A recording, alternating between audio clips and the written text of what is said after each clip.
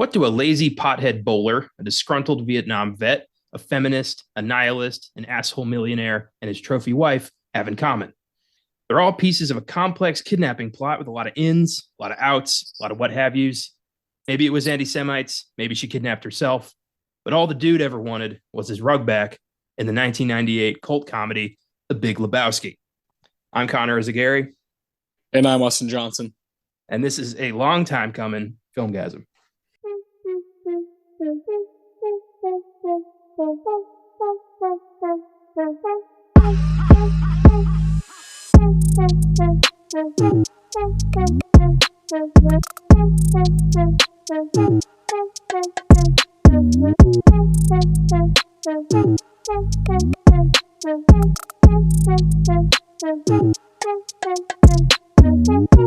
Welcome to the new and improved Filmgazm podcast. In honor of its 25th anniversary, we're discussing one of our mutual favorite comedies, the Coen brothers' masterpiece, The Big Lebowski. This is a film we've tried to figure out how to bring to this show for 4 years, and it took a complete retooling of our formula to finally just put it here where it belongs.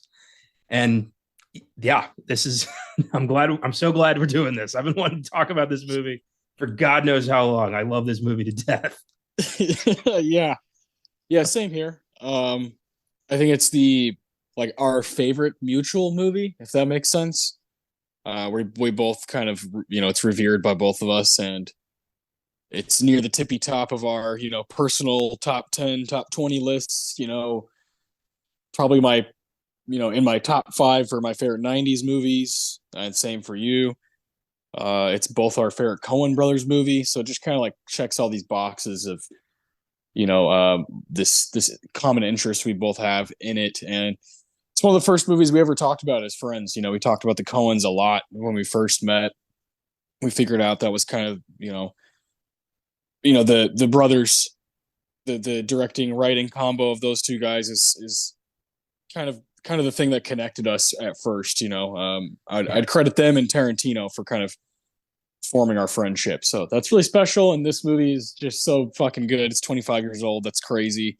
I remember the first time I saw it still. So, and I've seen it now like probably 60 or 70 times since. And sometimes on drugs, sometimes, hammered, sometimes sober. And every time it fucking slaps. Yeah. Tell us about that first time. How long have you been a Lebowski achiever? Little urban achievers. So my older brother Jeremy, he fell in love with this movie, and he had a shirt like one of those Dude Abides shirts. He bought that when he was in high school. I was in middle school, probably in 7th grade when I first watched this movie all the way through. And I fell in love. I was probably 13, 14 years old, and I mean, so half my life, and it's one of those that everything fucking goes away, I can put anything and everything to the side and just have a good time.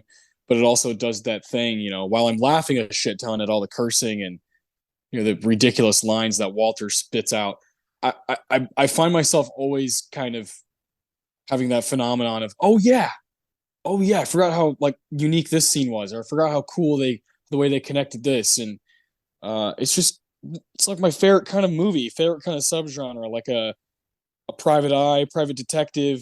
But in this case, it's a guy who didn't ask for it, and he doesn't do that for a living. But like those movies like Chinatown, The Long Goodbye, like those are some of my favorite movies of all time. And Lebowski takes all of those tropes and kind of turns it on his head. So I'm just obsessed with it, man. Yeah, it is. It's a neo-noir absurdist comedy that just keeps on giving. Like, you notice little things every time you watch it. There's so much packed into this movie. Yeah. It's brilliant. I love the never-ending pool of theories about what this thing really means. Like, I found one out today. There's a school of thought that believe that the two Lebowskis represent different sides of history. The dude, Jeff Lebowski, is the hippie bum who's still holding on to the 70s, and Jeffrey the Big Lebowski is the 90s big business asshole who's just taken over the country. And like, this is just there's so many papers written about this movie. There's so many dissertations, so many fan theories. It's a movie you can't stop thinking about. And not just because it's fucking hilarious, but because it bears thinking about. You know, it's the Coen brothers who have never, they don't really do improv. They don't, like, everything is incredibly structured with their films. Every scene is made the way they want to make it. It's all on purpose. So there's definitely a method to the madness, but they're Yeah. never going to tell you what it is because they have fun making you try to figure it out.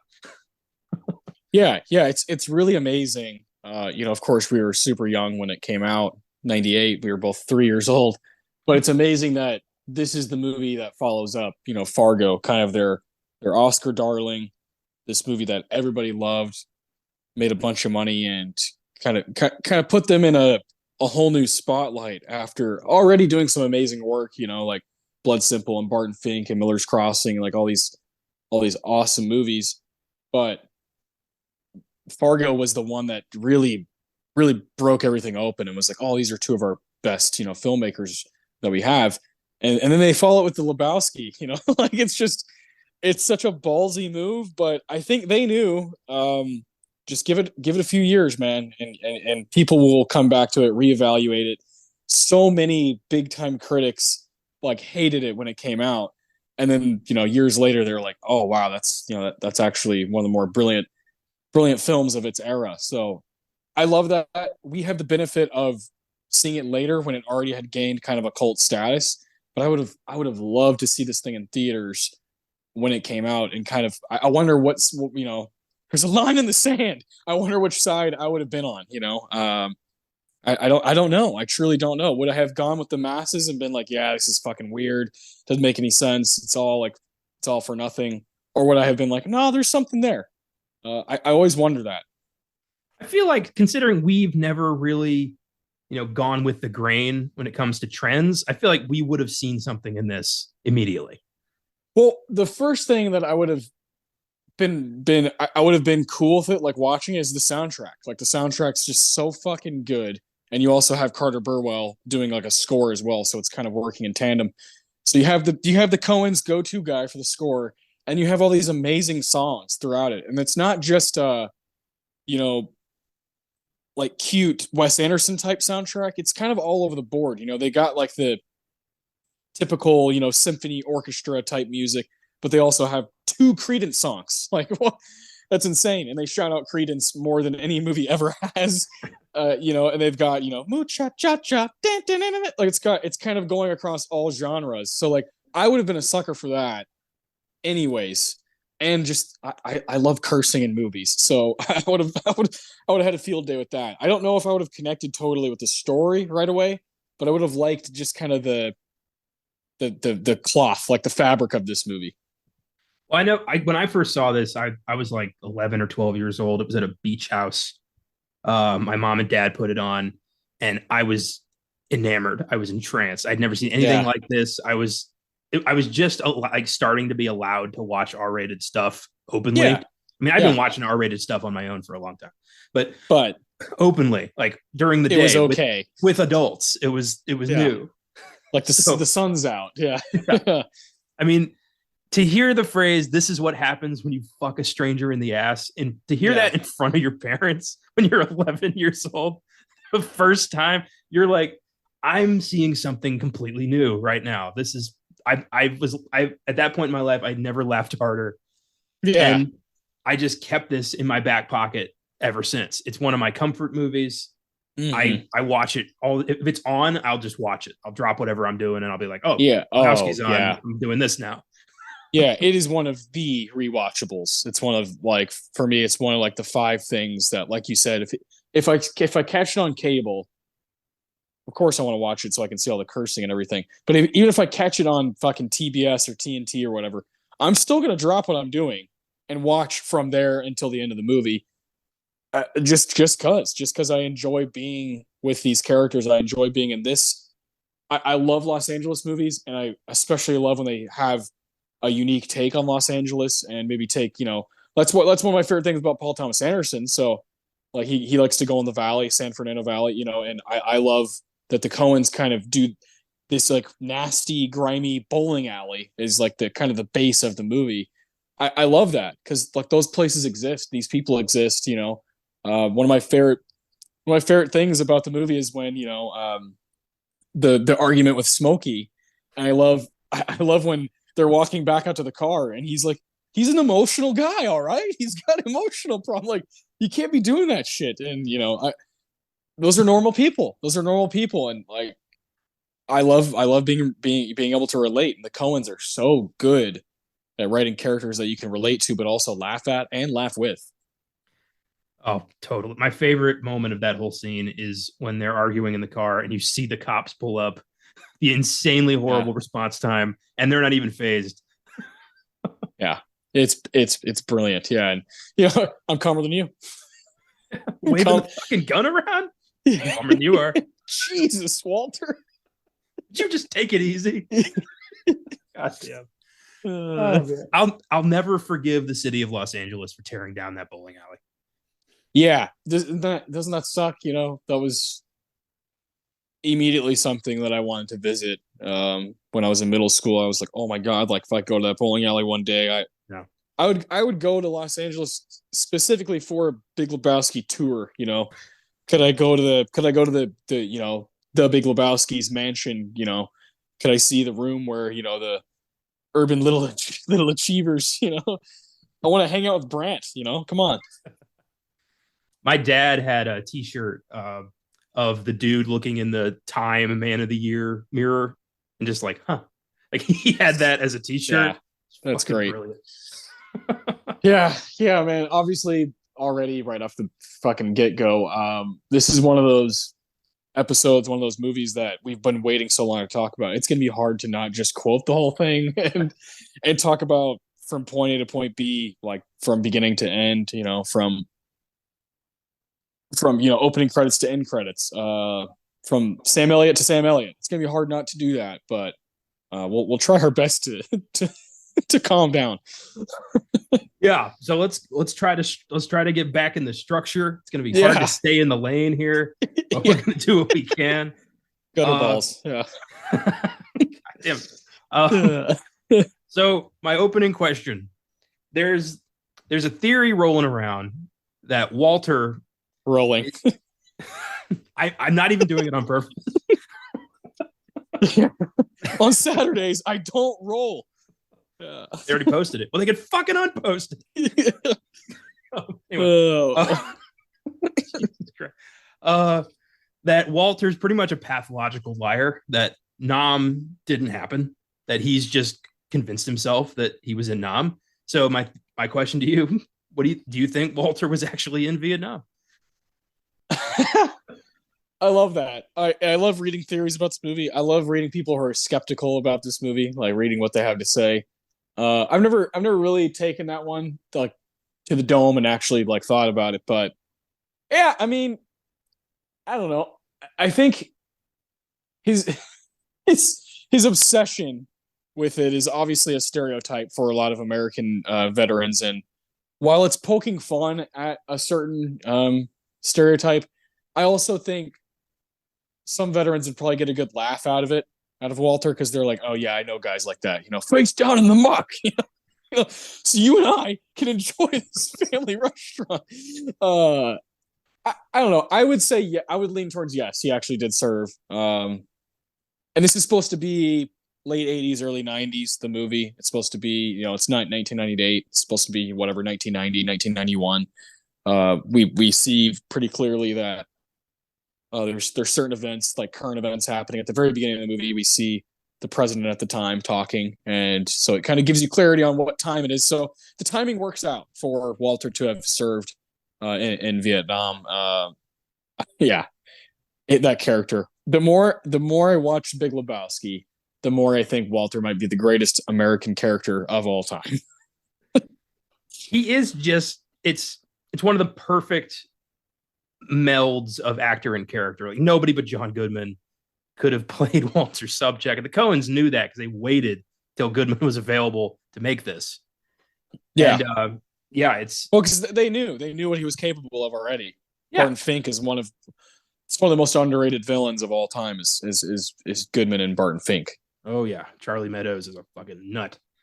Uh, it's Walter if he didn't have the outlet in Vietnam to let off some steam. Yeah, if he didn't, or if he didn't, I mean, the whole bowling thing is obviously a huge crush for these guys. Like, they don't know what else to do. They're like, fuck it, let's go bowl. That's their whole motto. It's the only explanation of how a disgruntled Vietnam vet and like the most chill hippie dude ever could be buddies. Yeah, and then Donnie. Yeah, and then they needed a third, so Donnie. Yeah, I also love Walter's kind of attachment to the Jewish side of him after his ex-wife. That whole thing, that got me thinking about the religious aspect of the movie. I've always thought about just like, think about the characters, but just kind of all the Bible verses that are kind of in play.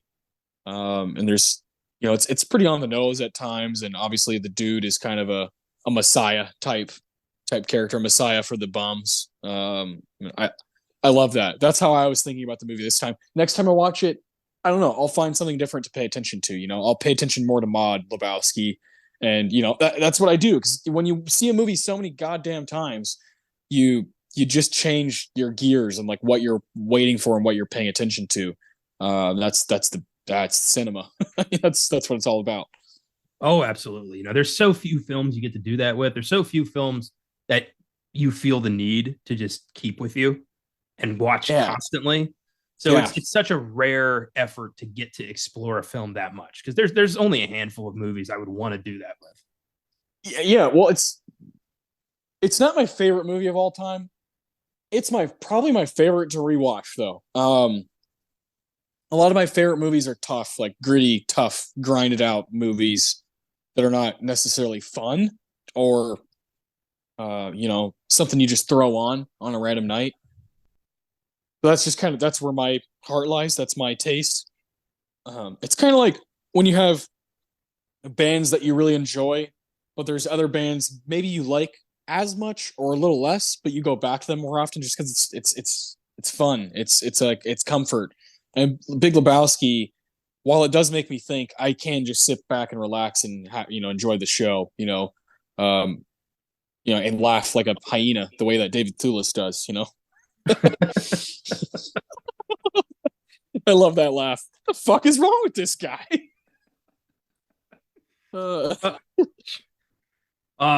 Okay, so let's talk about the origins of this thing. It's so hard to trace the origins of a Coen movie because their process is very specific. It's very in-house. They don't allow for a lot of outdoor inspiration because they're a unit. They're brothers. They can tell what the other's thinking. They know what they're doing. They don't need your help. Oh yeah, I wonder so much about, they keep things pretty private, so I don't want to say that. That's weird. But when they do get like old, and it's over, like when their career is done, it's gonna be one of the most fascinating filmographies to just keep looking back on, And if you already are in that mindset, the way you and I are, there's a book by Adam Naiman called "This Book Ties the Films Together," and it's about how all the movies just kind of have they're part of like the same timeline in a way, and it's a brilliant book, and it's there's not many people that you can write a book like that about, with around 20 films under their belt, still counting, and they keep going, and like 15 of those are fucking lights out. It's so rare that a batting average will be that high. So yeah, man, these guys, they mean so much to me, and I adore the way they work, the way they operate, the way they kind of treat their fame. They're just not annoying about it, and that's one of my favorite things about them. Deep down, they still are those quiet Minnesota guys. I love that. Yeah, they're just storytellers who get to do what they want, and yeah, they stay out of the limelight. They've kind of gone their separate ways a bit with Joel directing the tragedy of Macbeth on his own a couple years ago. Yeah, I'm hoping that that's not, I mean, they're brothers. they'll patch it up if it's something that needs to be patched up. I don't know the details. I don't know if it needs to be patched up. I think that was something that just kind of had to happen. I liked that movie. I didn't love it, but I liked it, and that was obviously something he did with his wife. So, Yeah. you know, hats off to him. You know, they're like, let's just be honest, like they're not going to be able to do it that much more. So, like a husband and wife being able to, you know, direct, write, and her be the superstar that she is, it's just not going to happen that many times. So, I love that they got to do that, and they never worked with Denzel, like either of them. So like that was a really cool thing to do to get that guy under their, you know, under their filmography as well. Like that's so fucking badass. Just adds to the long list of freak of nature actors that have taken on their scripts. Yeah, and they made Shakespeare palatable, or at least Joel did. I don't think Ethan was involved really with that one. No, I don't think so. Yeah, no, it like is exciting. It's like an exciting movie. It's pretty crazy. Yeah. Leave it to them to, you know, leave it to a Cohen to make Shakespeare exciting. That's sad. Yeah. Lebowski. So the inspiration for this begins with Jeff Dowd, a film producer and political activist that Joel and Ethan met while trying to find a distributor for their debut film, Blood Simple. Great movie, hell of a start. Didn't like it the first time I watched it. Second time I watched it, couldn't look away. Thought it was brilliant. So yeah, that happens a lot, doesn't it? It does. It really does. The kings of the second watch. You know, like probably my it's in my top three. You know, Lebowski, No Country, and Serious Man. I didn't like A Serious Man the first time I saw it, and now it's like, oh my god, there's not many movies I love more than that one.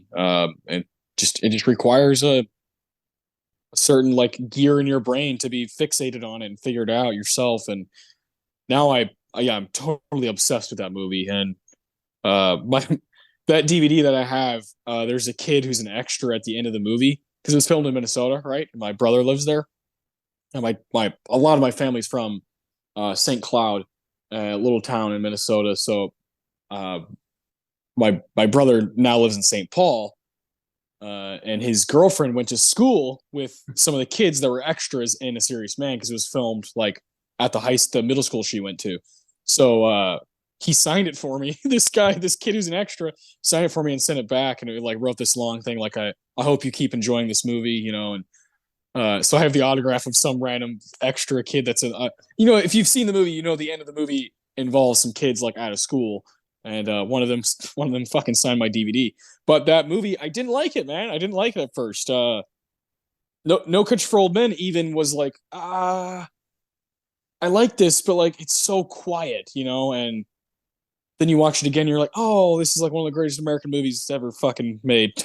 You know that for me, Oh Brother Where Art Thou had the same kind of effect. I was like, I like this, but the second time I was like, holy shit, I love this movie. And it's like every single one except for Lebowski. I love that one right away, but like all of them just level up the more I watch them. We did Fargo on Oscar Sunday, and I always was kind of like, oh yeah, I like Fargo. It's kind of in the back half of my favorite Coen movies, and it went way up after that watch that we did because we give awards out to the movie. We focus on what's like really important, and in that movie, there's a line where Steve Buscemi's character is like, half an hour and let's wrap this thing up. And it's at the hour mark and there's literally 30 minutes left in the movie.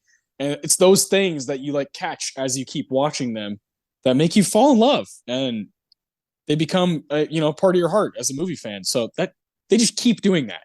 So I'm never going to stop rewatching their movies because I don't know when it's going to hit, you know? Yeah, I know I remember you texted me recently about you had that epiphany with Hail Caesar pretty recently. Oh, dude, Hail Caesar. Yeah. How dare I?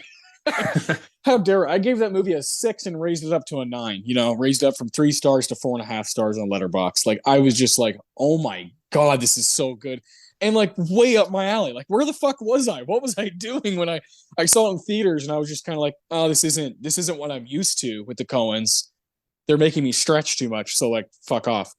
How dare I? How dare I turn my back on 2 of my favorite filmmakers? Like that's on me. I watched it this time 7 years later, and I was like, wow, this couldn't be any more in my wheelhouse, like what exactly is going on in this movie, how it's tackling, old Hollywood, the Josh Brolin character playing this big time producer. Just like, man, this is all. I love this stuff. I think about it anyway. So yeah, shame on me for not rewatching it, for waiting 7 years. That's my fault. I'm still in the camp that I didn't like it because I haven't watched it a second time since I saw it at the movies. Second watch. Mm-hmm. Second watch. Hey. Yeah. I'm gonna have to. I'm learning that, I might have to stop watching films just one time. Oh yeah. Yeah.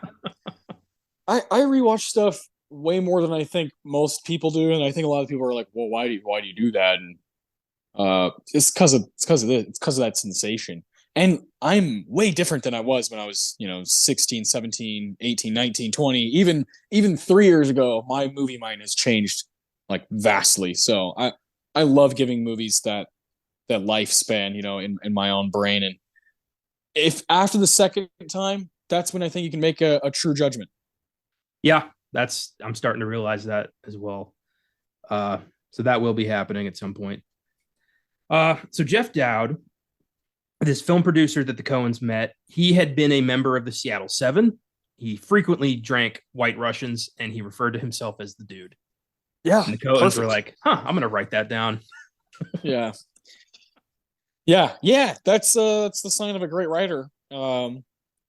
Is if you're having a conversation with somebody, or you meet somebody that's interesting, jot that down, jot it down real quick, and you'll have ammo for your stories.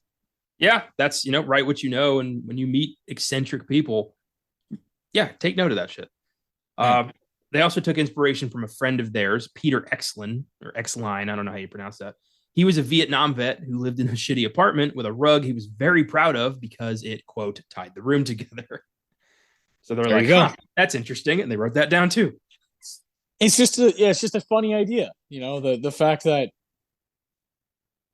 he's so obsessed with the rug just because it was kind of like it was like the one nice piece in his entire apartment. Yeah. It's like, it was valued. It's great. It was a valued rug. Yeah. As Walter keeps pointing out. I love how personally he takes every slight, even when it's not to him. Oh yeah. He immediately does that thing. This is one of my favorite things from like a supporting character in a movie is when they it becomes we and not you and I. It becomes like, no, like this is our thing. And he's like, what? Like the other person's like, no, like this is this is my cross to bear. And he's like, no, like I'm in. I'm on board. Let's go. Yeah. Like I don't care where it takes me. I need an adventure, so I'm in. Yeah. What the fuck? You just said you wanted to come along. Yeah. I love ride along guys. People who are just down for the ride, who are just ready to sit back and see what happens. Walter takes that to the next level, and he's like, I'm gonna make shit happen.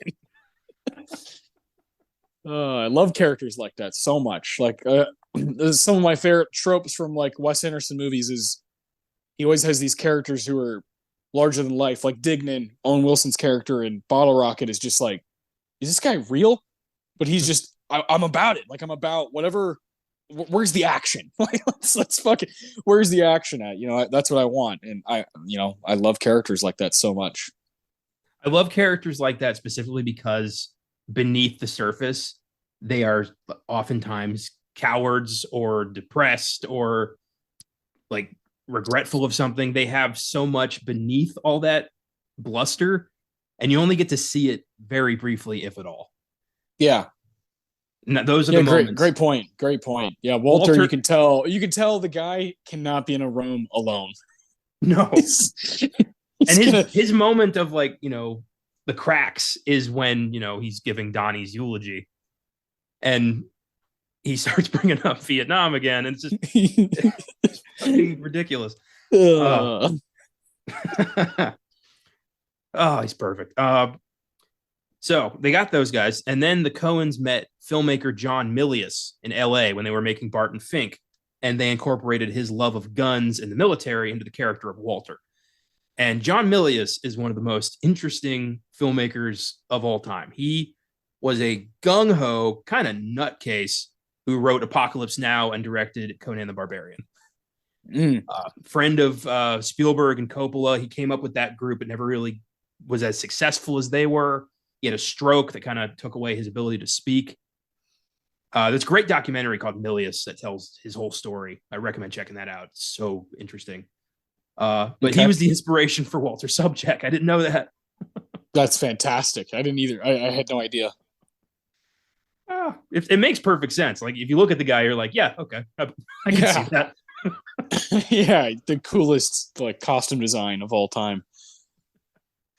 One Halloween, it was like right when I moved to Texas. So I was like 15. Me and my two of my cousins, Caden and Rowan, we went as Walter the dude and Donnie for Halloween. I was Walter. My cousin Caden put on a bathrobe and sunglasses and carried around some half and half. He was the dude. And my cousin Rowan wore a bowling shirt and he was Donnie. There you go. It was so great. I have a picture of that came up on Facebook a couple Halloweens ago, and I was like, great memory. Yeah, that's beautiful. I love that. I could do Walter again now, and I wouldn't have to color in the beard with a pencil. Yeah, there you go. You have your own beard. You just gotta get some like yellow tinted glasses and like a cargo vest. Yeah, some cargo shorts and a suspicious package. Yeah. Pulled up crew socks and some like hiking boots. Yeah, like what is this guy? This guy's the man. He's like ready for anything. Just here's some cool casting news. So before David Huddleston was cast as Jeffrey Lebowski, the Coens considered Robert Duvall. Man. He didn't like the script, so he was like, I'm not doing this. So then they went to Anthony Hopkins, but he didn't want to play an American. And then they went to Gene Hackman, but he was taking a break from acting at the time. Yeah. Okay. Damn. Some heavy hitters. Yeah. So they also considered Norman Mailer, George C. Scott, Jerry Falwell, Gore Vidal, Andy Griffith, William F. Buckley, and Ernest Borgnine. And they were all, I guess, either not considered further or turned down. Their top choice was Marlon Brando, but he had ill health at the time, could not commit to the role. I think my top pick would be George C. Scott. Holy shit, that would be interesting. Yeah. I can just see him doing the bums lost. The bums always lose. I can just see George C. Scott actually like believing that. Yeah. Yeah, 100%. He would be fascinating. Ernest Borgnine's too nice. I couldn't see him doing it. Yeah, you need a guy who's got some, so like Gene Hackman, George C. Scott. They got some major dick in them, like just asshole type stuff going on, and they've done that before. So yeah, you got to be able to pull off my favorite line of The Big Lebowski, which is, "I didn't blame anyone for the loss of my legs. Some Chinaman took them from me in Korea." You got to be able to say that with righteous indignation. Yeah, dude. Oh man. But David Huddleston was fantastic. I mean, for somebody who was like the 12th choice, he did a great job. That's okay. That's one of my favorite things about the movie is the hierarchy of it. You have, of course, Jeff Bridges at that point. He's the man, you know. He's done his time. But like Steve and John, they're big. They're big time, character actors. But they're not these, super mega like A-listers. Like they compliment him really well, Jeff Bridges. And like the Sam Elliott thing, Julianne Moore was just starting to take off. There's like a clear hierarchy of awesome actors, like talented people, but also these kind of wallflower type guys who you might not know their name, but they're awesome in this movie. You get people at the right age, like David Thewlis being in this movie is fucking nuts. Like all those decisions, I think, worked out for their benefit in the long run. Like it just there's not really any of like, oh, who's that guy? But at the time there was, Yeah, I got a few years ago. I got this book called "I'm a Lebowski, You're a Lebowski," and it's like about the history of the film's culture and like what this film became, but it's also got interviews with almost every cast member, including like the girl who played the Ralph's checkout clerk. Like she talks about, Sam Elliott talks about how he didn't know what the hell this was.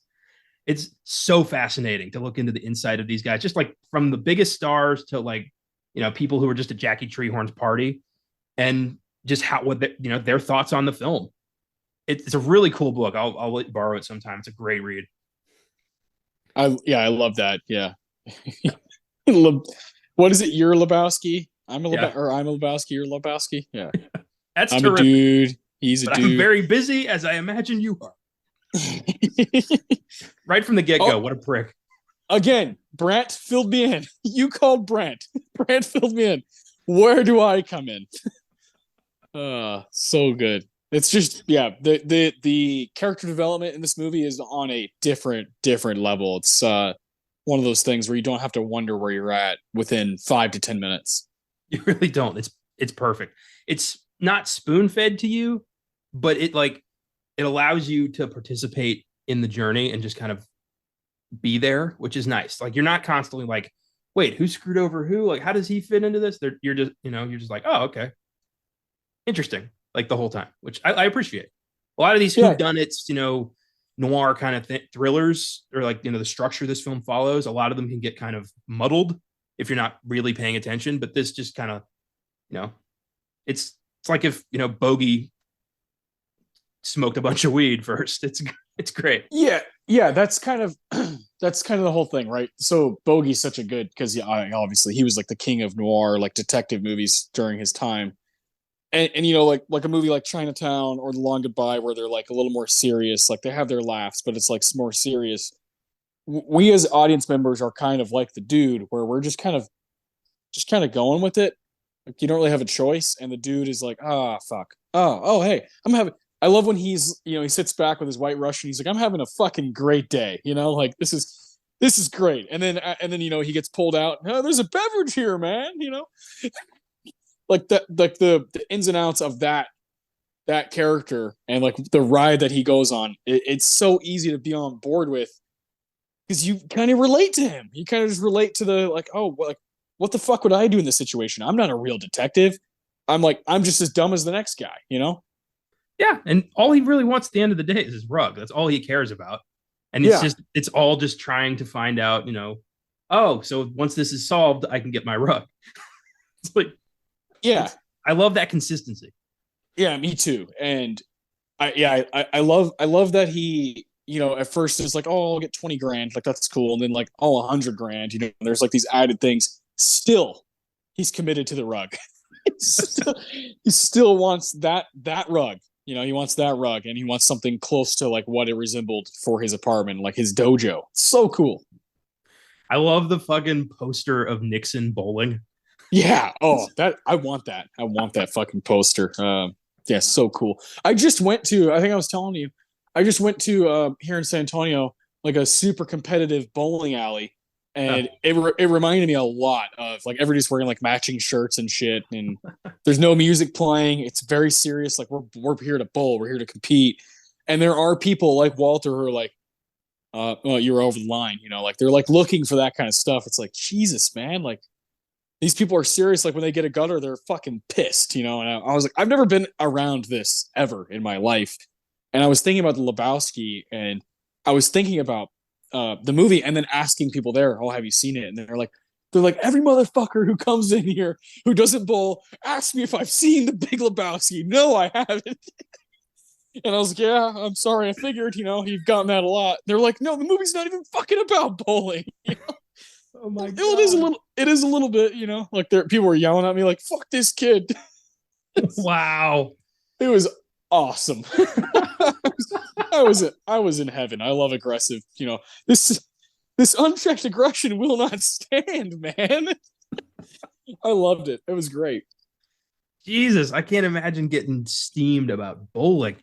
Yeah. Oh, dude. Yeah, intense. Like, oof. You don't want to be around when someone fucks something up for their team, and the other bowlers are looking at him like, oh, what the fuck was that? Like, because these people, like the highest score you can get is 300. These people bowl like 220 to 300. When I bowl, I get like a fucking 90. I'm horrible. I'm horrible at the sport. So it's fun watching people that are actually good at it. And I was just thinking about Walter. Like, is there anybody here with a gun?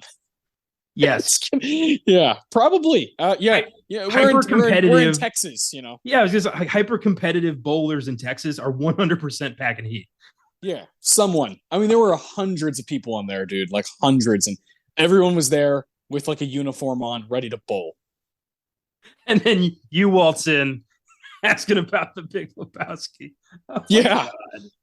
I told my buddy who invited me, I was like, can I ask people about the Big Lebowski? He was like, I wouldn't. I did anyway, you know.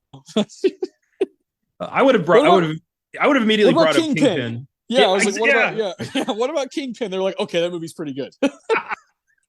The like only 2 bowling movies in existence. Yeah, they're like, all right, that one's okay. That one's fine.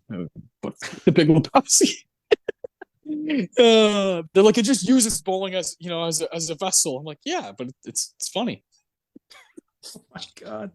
That's hilarious. That's great. I love that. I'm so glad, because I did not know we were going to do this episode when I went there. I would have taken like more notes if I would have known. If I would have known we were going to like do this. This is kind of like off the cuff, you know. Like a week ago, you and I were like, all right, let's plan our next episode for me and you, and we were like, fuck it, let's do 25th anniversary Big Lebowski. Like, we've been waiting forever to do this, so here we are. And I'm rambling. I always think of Sam Elliott. I'm rambling now. Lost my train of thought. Oh yeah, it's hard. It's hard not to. There's so many, you know, different facets to this. Yeah, like thousands of doors open when I talk about this movie. I've never taken Adderall, but I'm sure this is what it feels like. According to Julianne Moore, the character of Maud was based on artist Carolee Schneemann, who apparently worked naked from a swing, and nice. Partially on Yoko Ono. All right. I guess maybe like the way she talks or something, because Maud has a very distinct vocal pattern. There's no way in hell that's her real accent. She's definitely putting on airs. Oh, 100%. Yeah, when she's like, I'm trying to conceive, you know, it's like it's almost British, you know, it's like high class, high society type. I love her to death, man. I love that her and PSH are in Boogie Nights 97, Big Lebowski 98, and Magnolia 99. Oof. Like, decisions. Those are some good decisions.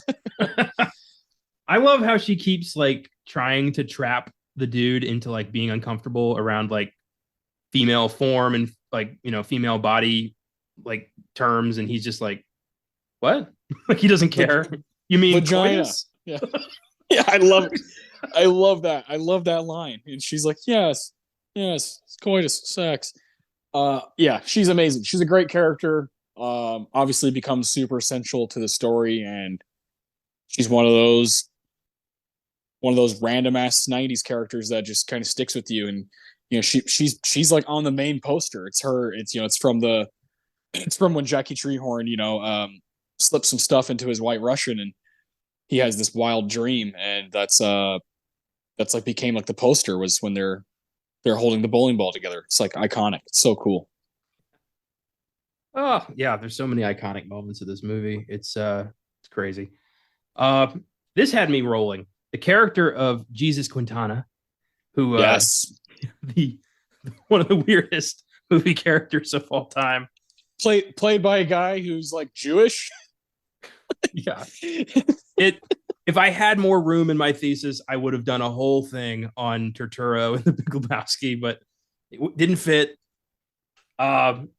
This character was inspired in part by a performance that the Coens had seen Turturro give in 1988 in a play called Mi Puta Vida, in which he played a self-described pederast. And the Coens said, and I quote, "So we thought, let's make Turturro a pederast. It'll be something he can really run with." Yeah, quite literally. Oh yeah, what a heat check performance from him. You know, from the licking of the ball, you know, to the. I think they like put a sack of seeds in his crotch so that it would like be a bulge. I read that somewhere. There's like a sack of like sunflower seeds or some shit like that. They put in his pants.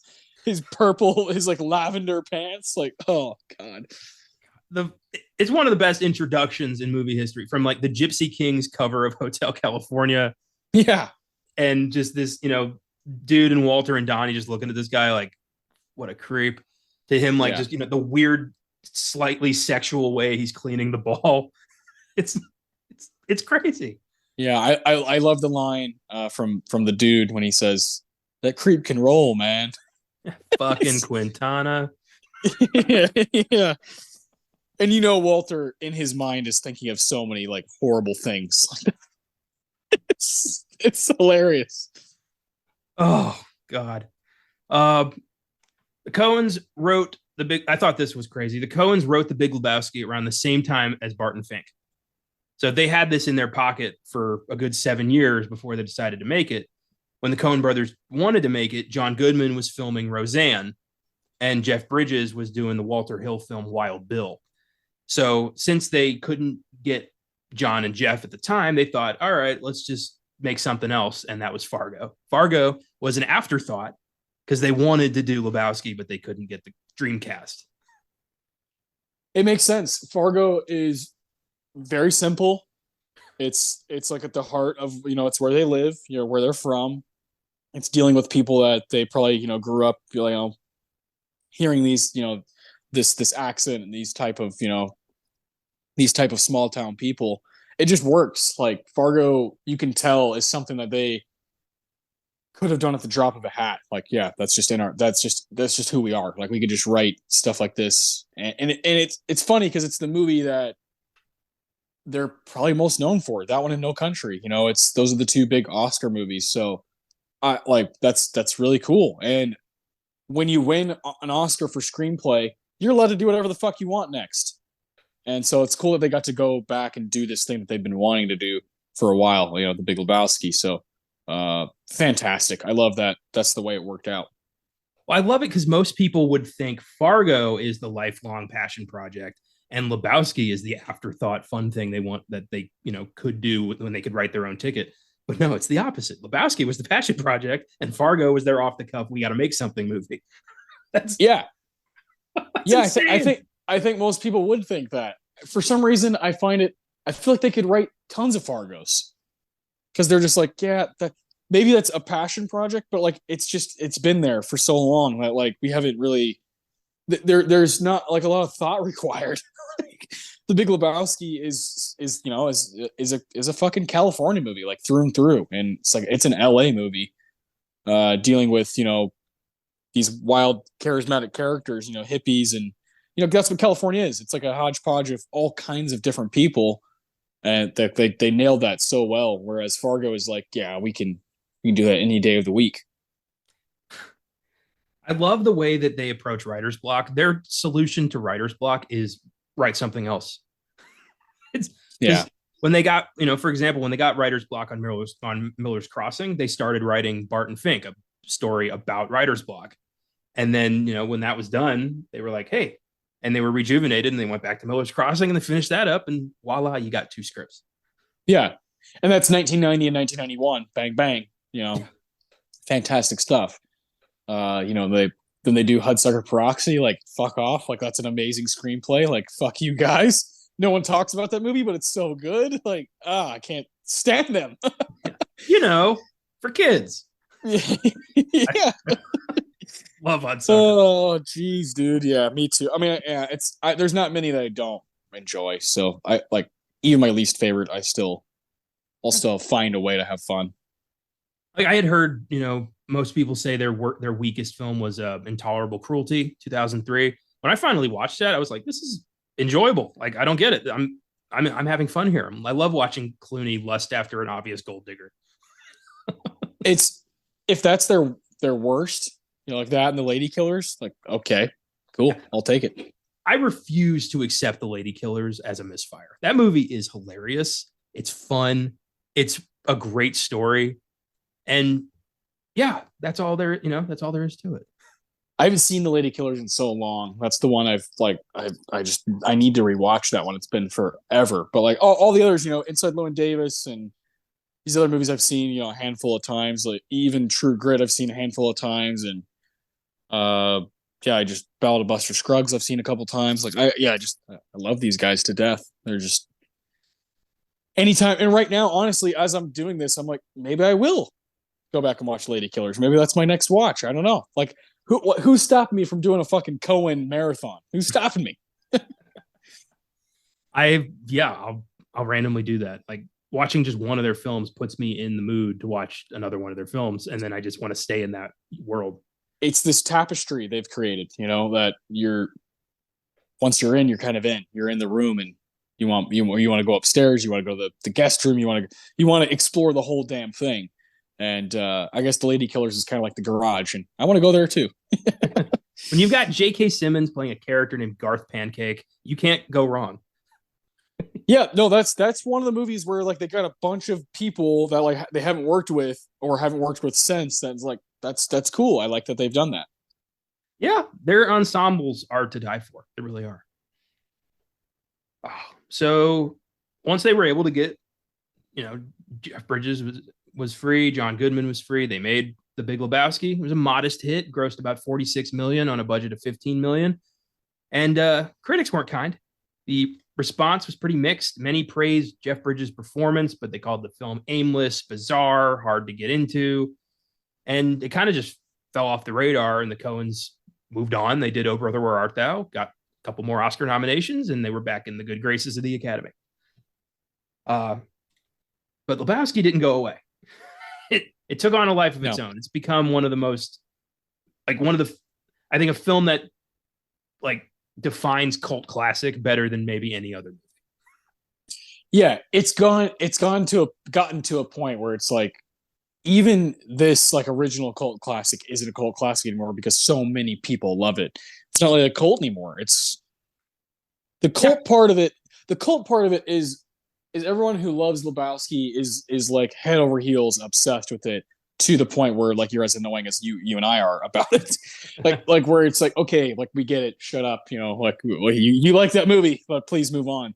Like once you get rolling with The Big Lebowski, you find someone who likes it, you can't stop, as you see here right now. Like you start quoting it, you start talking about the ins and outs of it, you start talking about what the movie means, you start talking about the Coens, you start talking about Jeff Bridges. There's so many doors that open where you're like, oh my God. You find someone who likes it, you're like, that's the cult part to me, is we're all drinking that Kool-Aid for sure. I had a poster in my freshman dorm room that said WWTJD, what would the Jesus do? And it had Quintana on it. And my roommate had no idea he thought I was a Catholic and this was some weird Jesus. And I'm like, no, it's a movie. Oh man. I also had a throw pillow that said kneel before Zod. So I was sending off some weird signals. I'll admit that it was my bad. I looked like the weird roommate. Yeah, the guy goes to his buddy. He's like, dude, this guy's fucking weird, man. He's got some pillow. But then, one of his friends is like, dude, you don't know what that is? Yeah. It's like, I don't know what weird ass God he's praying to, but it's not mine. Yeah. Zod, Jesus Quintana. I don't know. And also, I can't think of any other movie that like inspired a festival. Lebowski Fest happens every year. People dress up as characters from the movie. They dress up as, White Russians, and people from the film come and talk sometimes, and they have just a giant ass festival celebrating the film. I mean, that's crazy. Like, very few films take on that kind of life and become something so significant to people that they go out of their way to celebrate it once a year. That's special. And there's the whole like religion, that's behind. Yeah, there's that too. So yeah, like people are freaks about this movie, and that brings up a good point that I don't need to spend too much time on. But this movie does have. I do hesitate a little bit, depending on who I'm talking to. Or do I like really show my colors here and talk about how much I love this movie? Because there are fans out there that I don't think like it for the same reasons I do. Very, very similar to a movie like Fight Club, where, like, for whatever reason, Big Lebowski has become, the writing's on the wall. Like, you got like a stoner character the dude called the dude. Like you're gonna have like kids in like fraternities and shit have like a dude abides poster on their wall, and they're like, "Oh, dude, let's fucking like rip the bong and watch this movie, man." Like, and like that's not really like why I like it, you know. I think we've spoken for ourselves on like why we love the movie and like why it's so brilliant to us already. But there are fans of this movie that I'm like, well, go away, go the fuck over there. Feel the exact same way about Fight Club, where like, dude, the fighting, oh, like it's sick. It's like like that's not what it's about, you know. It's like a whole character study on toxic masculinity, but okay, it's talking about you. the movie's talking about you, talking to you. So Lebowski's always had that to me. It's like one of the greatest stoner movies of all time. When really, like, he smokes pot like 3 times. Like, we only see him smoke pot a handful of times. You know, it's not like he's Harold and fucking Kumar. You know what I mean? Like, it's not that. It's not as dumb as a movie about guys going to White Castle. Like, it's not that dumb. While I do have like a soft spot for that movie, it's not The Big Lebowski. This movie is saying a lot. It's got a lot going. It's a lot shoved into its 2-hour runtime. So I don't know. It depends who I'm talking to, man. Who like if I were like really want to show like, oh man, like I'm really passionate about that movie. It's for different reasons than most fans, I think. Yeah. Yeah, I agree. You know, American Psycho has that same connotation. Oh, dude. Oh my God. Yeah. I really don't let on. I love that movie, but for way different reasons than most males. Good God. That was a second watch I did recently where I didn't care for the movie that much this time. Oh, there you go. There you go. I just found it insufferable and I found him annoying. I was like, yeah, there's people who idolize this guy. Like, did they watch the movie? Or are they just looking at the memes? He's an absolute piece of shit. Yeah. Yeah. But yeah, I do hate when the wrong group of douchebags kind of steal our movies. It always happens, you know. Like I'm okay with admitting that I'm a bit of a film bro, you know, like I'm a bit of like a yeah, look, you know, like I like dudes in movies, like yeah, fuck yeah, like I get it, like Die Hard, but I also try to like separate that, you know, from like when I'm having a conversation with someone about something and trying to actually figure out why they like it, or why I like it. I get it, but some people don't let that shit go. They're like anything that's, you know, not fucking cursing out the wazoo and action packed. They're like, oh, it's boring, you know. Like I'm not like that, you know. Like while I love this movie, like one of my other favorite movies of all time is like In the Mood for Love, you know. Like it's a, you know what I mean. I'm fluid. I'm not I'm not someone who just kind of picks things and is like, oh, this is my favorite because that's like what I'm supposed to like. Well, the big difference is films complement our personalities. Films are not our personalities. Ah, yes. Yeah. Yeah. Well said. You know, people fill their identity with stuff that they should not be filling it with. You know, find your own identity. Do not consume products to fill the void that is you. Find who you are and then find things that complement that, and you will be a whole person. Yeah. That's well said. I like that. I think a lot of people have a problem with that, especially with this movie in particular. So of course, there's these two 20-something-year-old dudes doing an episode of The Big Lebowski, and we're speaking to you about the problems with its fandom. But there are also people out there who are like us and they want to dissect the movie. They want to dissect like what it means politically, religiously, you know. So that's kind of why I'm here. That's why I wanted to do this episode. Fun fact: I am ordained as a Dudist priest. Good for you, man. How'd you do that? Turns out you just go online and do it. There's not really much to it. You can print off a certificate. In certain states, I can officiate weddings as a ordained priest. Ah, what states? Like, is it like a lot or? No, it's just not a lot. It's California is one of them. Yeah, not Texas. Yeah, that's cool. That would have been hilarious if you could have officiated my wedding as, you know, a priest. The dude abides. That would have been funny. Yeah, to us. I don't know about everybody else. Yeah, like I would have liked it, you would have liked it, and my brother Jeremy would have liked it. That's Everyone about else it. would be confused and probably a little offended. Ew, what am I doing here? Yeah, for sure. So that's a good point. Yeah, I don't worship pretty much anything, but the idea of dudism is just taking it easy and being a friend and try not to take life that seriously, which I can get behind. There you go. Hell yeah, man. Yeah. The Big Lebowski has an IMDb score of 8.1, which is great. Rotten Tomatoes score of 79%. Critics' consensus reads, "The Big Lebowski's Shaggy Dog story won't satisfy everybody," but yeah, Shaggy Dog story. I don't know what the hell that means. What?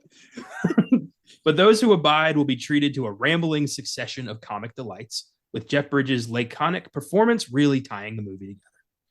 Sounds to me like they really wanted to throw a lot of references into there, but didn't quite figure out how to make that land. Yeah, I love that. I love whoever wrote that. That's hilarious. And the film is currently streaming on Peacock if you want to watch for yourself. I mean, I don't know why you'd be this deep into this episode if you've never seen The Big Lebowski, but that's where you can go to watch it if you are curious. Yeah, or if you want to rewatch it, Peacock. But this is one of those that should be on your shelf. Let's be honest. Yeah, odds are somebody. You can go to any used film store. You'll find a lot of copies of The Big Lebowski from all those weirdos who couldn't quite get into it. And yeah, it's one of the easiest films to find. It's a bona fide classic. Yeah, 100%. 25 years later, just it's in our DNA as movie fans now. Damn straight. So with that, let's give some awards to this thing. Oh boy, here we go. Jesus Christ. So our awards, kind of combining the classiness of Oscar Sunday with the absurdity of Beyond the Bad. We have the Quentin Tarantino Award for the best line of the film, the Thomas Newman Award for the best music moment of the film, the Philip Seymour Hoffman Award for the best performance. And this is one of those delightfully rare opportunities where it could actually go to Philip Seymour Hoffman. Marvelous. And the John Carpenter Award for the best scene of the film. We were in agreement that this has been one of the most difficult films ever to give awards to, because every moment of this film is just pure gold, and picking favorites is pretty impossible. But we tried. Yeah. The one thing that this movie has going for it, as far as picking like specific moments, is it's very episodic, and it's kind of like, here's this thing that happens this night, and then the next day this thing happens. That's what makes it like kind of easy to follow as well. You're never like wondering. It's not holding your hand, like you said. It's not spoon feeding you, but it's also, if you're a movie watcher, you're gonna enjoy the way we get from point A to point B in each moment. So I did find it easy to pinpoint my favorite part of the movie as far as that goes. It's just which one. So yeah, the John Carpenter's totally up in the air. I have a few things written down, and I have to circle one of them. Well, I'm curious where we went with this. So why don't you start us off with your Tarantino Award?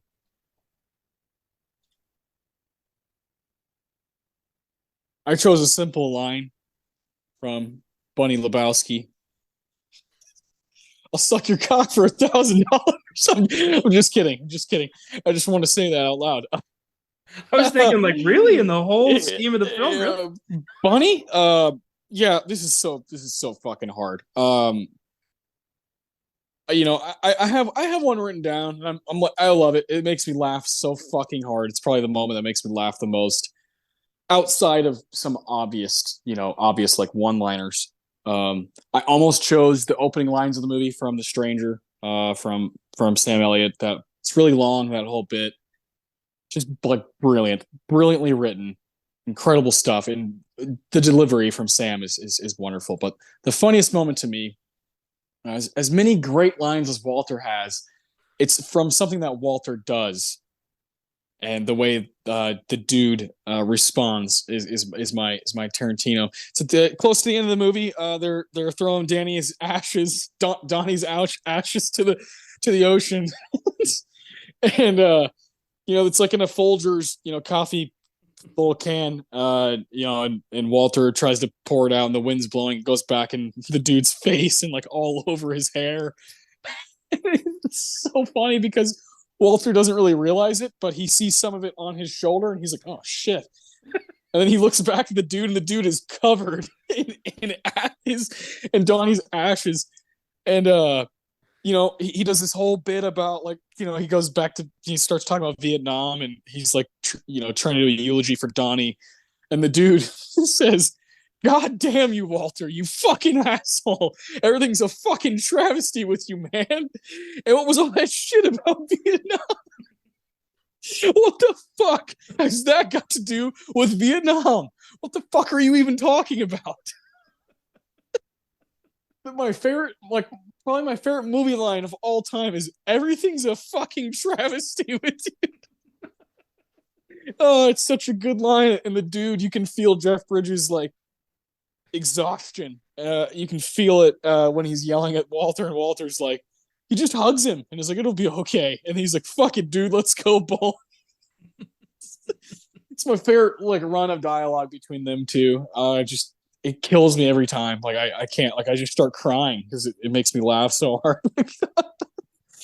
Because he talks about Vietnam the whole movie, and finally the dude is like, "Stop." Fucking for 1 second, just like that has nothing to do with anything we're doing here. So it's the thing that makes me laugh the hardest, and I had to choose it. Oh, that's fantastic. Yeah. My favorite moment of that scene is during the eulogy when Walter's like, "So in accordance with what your dying wishes might well have been." Like, Yeah. they don't fucking know this is what he wanted. I love the scene that leads up to that, when the guy's like, it's our most modestly priced receptacle. 180. What is this? $180. They range up to 3,000. Scattering the fucking ashes just because we're bereaved doesn't make us saps. Is there a Ralph's around here? Yeah. Oh, I kind of agree with Walter in that moment. It's like, yeah, like, you shouldn't have to pay for that. Just give him a box. You're supposed to give him a box. Yeah, unless the urn is something you're gonna keep and like put in your house. I don't understand. They're screwing him. They're 100% screwing him, and Walter's pointing it out. And I want something similar to happen to me when I die. I don't want to really be buried. I want to be cremated, and like I hope whoever does that like has the same attitude as Walt. It's like, I'm not paying $180 so I can like spread this guy's ashes. I hope whoever it is at that time of my life, whenever that is, I hope they have the same attitude. When I die and I'm cremated, I want my ashes in a Folgers coffee can. And I want you and Caleb to go to California and recreate that scene. So you're Donnie in this. Yeah, I've been cremated. I'm gone. So one of you gives the eulogy, one of you gets sprayed. Well, at that point, Caleb will be a veteran. So I'll be the dude. He could be Walter. Oh my god! I didn't even think of that. Yeah, that's perfect. Oh man! Wow! Oh, that's fantastic. Yeah, that's great. I love that. We're talking about our deaths right now, so I'll be gone. I won't give a shit.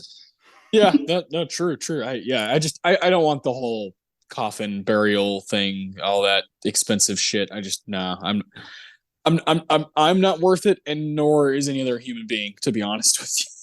Yeah, I think we treat the dead with a little too much reverence, frankly. Yeah, it's insane. At that point, it's meat. Throw it away. Yeah, is there a funeral home around here? Yeah. Yeah. I don't want anybody to have to ask that. I don't. Yeah, I don't want my death to inconvenience something important. Yeah, it's basically like when I'm dead, I have the same attitude as when I'm alive. I don't want to inconvenience a soul. Yeah, it's not my problem. That's my philosophy towards death. It's not my once it happens to me, it's not my problem anymore. 100%. What's your Tarantino? That got insanely dark. Yeah, wow. So I've been torn between two quotes for a week now, and it's just I can't pick between these two. All right, I'm gonna go. All right, this is the one I'm gonna pick, but then I'm gonna shout out my honorable mention, which is just as good. This comes from the scene where Walter is talking about Quintana and telling the dude about him, and Donnie pipes in with like, "Who's a pederast, Walter?" And Walter responds with, "Life does not stop and start at your convenience, you miserable piece of shit." I love how Donnie is not a miserable piece of shit. He's the best bowler. He almost bowls because they show him bowling the most out of anybody. They never show the dude bowl. He bowls a perfect game until that last frame, and it's like, oh man, he knew he was gonna die. But I love Donnie so much. I love my brother says to me all the time, "You're out of your element, Austin." Jeremy says that to me all the time. Like if I do something similar to that, like I wander into a conversation or whatever, he's always treated me like Donnie. Shut the fuck up, Donnie. Yeah, I love casually just constantly throwing at him. I love the whole, I am the walrus. He quotes Lenin and he's like, "God damn it, Donnie, VI Lenin." Yeah. I am the walrus. Yeah, it's so good. Such a good touch. Oh yeah, so I say that all the time. Life does not stop and start at your convenience. I love that because it's irritating when I hate having to repeat myself because somebody wasn't paying attention. That's one of my biggest pet peeves in life. Yeah, and I have this quote to throw back at them, like, "No, life does not stop and start at your convenience. You missed the matinee, so you don't get to go to the movies." Yes, that's exactly right, man. Exactly right. And my other line comes from just such a great scene in the movie. It doesn't need to be there. It adds nothing, but it's so fucking funny. It's when dude gets arrested by the chief of police of Malibu. And yes, this dude's just like he's going through the dude's wallet, and the only ID he has is a Ralph's Club card. He's just like, dude is clearly fucked up from whatever Treehorn drugged him on. And the chief of police is like, "All right, Mr. Treehorn draws a lot of water in this town. You don't draw shit, Lebowski. Now we got a nice, quiet little beach community here, and I aim to keep it nice and quiet. So let me make something plain. I don't like you sucking around bothering our citizens, Lebowski. I don't like your jerk off name. I don't like your jerk off face. I don't like your jerk off behavior. And I don't like you, jerk off. Do I make myself clear?" And then dude responds with, "I'm sorry, I wasn't listening." He throws the fucking mug at him, and dude goes, "Fucking fascist." And it's just such a perfect moment. Oh, that's one of the more underrated scenes of the movies when he gets arrested in Malibu. Yeah. He's a fucking fascist. Oh, so good. Oh man, I love that stretch of the movie from Jackie Treehorns to him going back to his place and it's fucking destroyed. Like, oh man, it's just pristine stuff. It's so great. Just this, like, why is the whole, just I don't like you sucking around. I love that line. I don't know what the fuck that means, but I love it. Yeah. Is this the only form of ID you have? And then he opens the fucking like etching of the dude with the giant cock from Treehorns, and he's like, just kind of like exasperated, like, oh man. Yeah, I can't get over it, man. Fuck. It's perfect stuff. Perfect stuff. So that's a great pick. I also love after Bunny when she says, "I'll suck your cock for $1,000." Brent's like, "Oh, wonderful woman." we love her spirit. Her very free spirited. Oh God. Oh man, it's so good. There's just so many golden lines. And we could keep going forever, so we better we better stop. Otherwise, we'll be entering a world of pain. You think I'm fucking around here, Market Zero? Am I the only one who gives a fuck about the rules around here? Has the whole world gone crazy? Oh man. There's rules. It's not Nam. This is bowling. It brings up Vietnam as many times as you possibly can. I love the line of when he's like, "Oh, I can get you a toe. I can get you a toe by 3 p.m. with nail polish." I love towards the end when my coffee. Yeah. "Oh, please, dear." He's such an asshole. When they're in the van on their way to the Big Lebowski's mansion to like, confront him. And well, dude finally confronts Walter about his Jewishness. It's like, dude, you're Polish Catholic. Like, why are you still acting like you're Jewish? And Walter's like, what? You just turn in your library card when you get divorced? You stop being Jewish? He's like, you're living in the fucking past, man. He goes, 3,000 years of beautiful tradition from Moses to Sandy Koufax. You're goddamn right. I'm living in the fucking past. Sandy Koufax. Oh. You brought her Pomeranian to bowl? I'm not gonna buy it a beer, dude. It's not gonna bowl for me, dude. I didn't rent its shoes. It's not taking a fucking turn, dude. Yeah. Oh god. It's not even a Pomeranian. No, it's not. That's one of the best parts. Yeah. Oh, okay. Yeah. We could do this all day. The Thomas Newman Award, the best music moment. This film sports quite the epic soundtrack. Yeah. Jesus, man. I have three songs. I can't stop myself with this movie. It's so fucking difficult. Part of me wants to pick CCR because of like the love that it gets, but deep down I have to go with Just Dropped In. I do.